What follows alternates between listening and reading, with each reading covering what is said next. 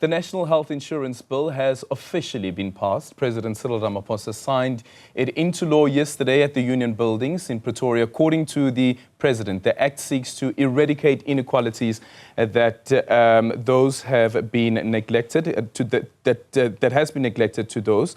Meanwhile, the Democratic Alliance announced that it will be filing a legal challenge against the Act. Let's now bring into the conversation Michele Clarke, who is from the Democratic Alliance. Michele, good morning. Thank you so much for making time for us. On what grounds is the Democratic Alliance taking this challenge to the court?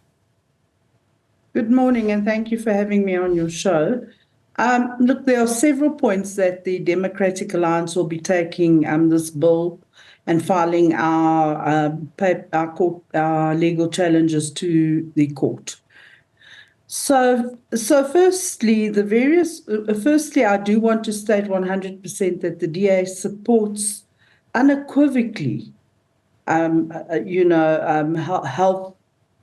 quality health services for all in South Africa. But in this bill that's been put together haphazardly, there's very many glaring aspects.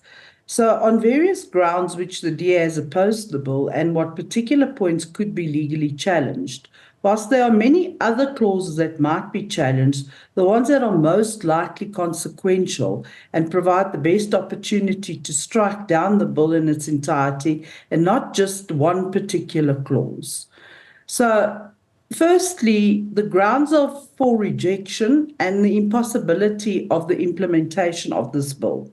The bill fails immediately on the basis that the provision in the bill simply cannot implement due to many various reasons, such as poor service delivery, lack of staff, lack of maintenance in our health facilities, a lack of ambulances and emergency services, and the consideration that the poorest of the poor will have to meet extremely strict requirements in order to access healthcare in terms of the NHI, and particularly in rural areas where people just don't have the capacity to access what they need to do in terms of electronic registration and etc.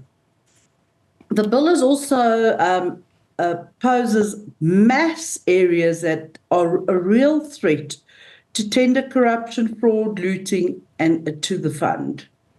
So, as mentioned in the bill, it's a bad law, and that it simply cannot reasonably be implemented. By removing the two-tier health system and requiring persons currently on private healthcare to now flood the public healthcare system would significantly place a huge burden on the public healthcare system, because just to mention that the public healthcare system at this stage in its current form cannot cope with what they've already have to experience. Doctors and nurses are working under extreme difficult conditions, and now to place 7.5 million extra people that are currently on private healthcare onto the public healthcare system is just going to exacerbate the problem, that we're facing at the moment. And the NHI, which is undoubtedly will violate the right to access to adequate healthcare, the right not to be diminished from what a person already possesses. And it is argued that it will strike down the bill in its entirety provision if you cannot provide healthcare that you're currently receiving in terms of your rights. This is most definitely an issue that is very concerning. It also takes away the right of choice of people and also the right of fair trade. So the bill also speaks of the certificate of need, and the bill makes vague references to the certificate. However, whether expressly mentioned or not, the certificate of need has been declared unconstitutional and is still waiting for the outcome of the Constitutional Court. Mm-hmm. And until such time this has been done, these clauses in the bill is unconstitutional, and they are such as a material except to the bill that they cannot be served from the remaining. So that's, those are the few issues that are really concerning us. Yeah. And we really... Michele, I just quickly want okay. to go to what you said earlier on. You said that this was done haphazardly. Is it really true, considering that this has been it started about 20 years ago, and there were 15 years of crafting legislation back and forth in Parliament and the NCOP as well, and the public participation process. So what is it for the DA that makes this haphazard? Firstly, within the bill, you have a requirement in terms of of the status quo and the ideal clinics recommendations in the bill that must be complied to. Now, 69.9% of hospitals in our country simply do not comply to the ideal clinics requirement that is stipulated in the bill. So, the ANC has had 30 years to fix it. But what makes it haphazard, though? What makes it haphazard? It makes it haphazard because there's certain requirements in this bill that they have not complied to. So you've got to comply to a certain standard of healthcare in terms of this bill, and they have not complied to that. Secondly, when we did the bill clause by clause last year, there were many recommendations made by all political parties, and many health experts and academia were at the committee, as well as many of the... Michele, can you still hear us? I'll just finish. Those recommendations were not taken into account at all in the bill. And therefore, everybody's up in arms because the public participation was absolutely flawed. Yeah. There was a matter that was brought before the High Court, and this is in relation to the Solidarity case. I just quickly want to go to the judgment. Of course, Solidarity failed in that. And of course, there the court was dealing with a different question, and this is in relation to preparation towards the implementation of the NHI Act once enacted, which is now it is now an act. I want to refer here to one of the paragraphs, and this is what Judge Unterhalter says, that Section 27 confers the right upon everyone to have access to healthcare services, and then in terms of Section 27 subsection 2, the state is required to take reasonable legislative and other measures within the available resources to achieve the progressive realization of this particular right. Don't you think that that is exactly what the state is doing here?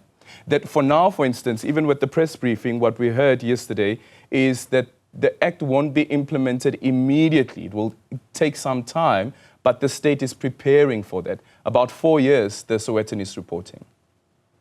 Okay, now I 100% agree with that judgment, because that is what we as what the government should be achieving. But in the current status quo, that cannot be achieved because of the environment we're operating in at the moment. So the state will have to ensure that they deal with many aspects before they can implement this bill. Now, number one is, we had asked on the committee around the funding of the bill to start off with. And we asked many, many times for National Treasury to come and do a presentation to us, as well as the Finance Committee. That never happened. So the funding of the bill is still very unclear. So obviously they're going to be taxing South Africans in order to fund this bill. And in this current economic situation we have in our country, many South Africans can't even put a plate of food on the table at this stage. We are operating in very, very different, in a very different climate than what we were operating in 10 years ago when they first started putting this bill together. And that hasn't been considered either. So what's the DA's answer then to this statistic? Only 9% of black people have access to medical aid. What's your message to the 91% who don't have medical aid, who don't have the quality service that people who do have medical aid receive from private hospitals? My message to every South African, and I think it's government's responsibility to make sure that every South African has quality healthcare, that government need to ensure that they put a system in place that's actually going to provide that. And this bill certainly does not provide that, because in the current climate we're operating in and the status quo of our healthcare facilities at the moment, there is just no ways that government could provide quality healthcare to citizens of South Africa. And I think it's imperative for government to look at the system and to look at what we have and to improve on those systems before they can implement a bill like NHI and make some very serious changes to this bill to actually seek those outcomes for South Africans. Okay. When are you filing your papers? We are still currently busy with our court papers. We have 30 days since the signing of the bill of yesterday. So I cannot give you the exact date when it will be filed, but it will be done shortly. It will be done shortly. We are, of course, in election season, Michele. What happens if the DA happens to win the majority vote? What happens to the NHI? Well, we will repeal this bill completely, and we will ensure that quality health care for every South African is provided through good policy that needs to be implemented through government process. Thank you so much for your time. That was the DA's health spokesperson there, Michele Clarke, on the signing of the NHI bill, which is now the NHI Act.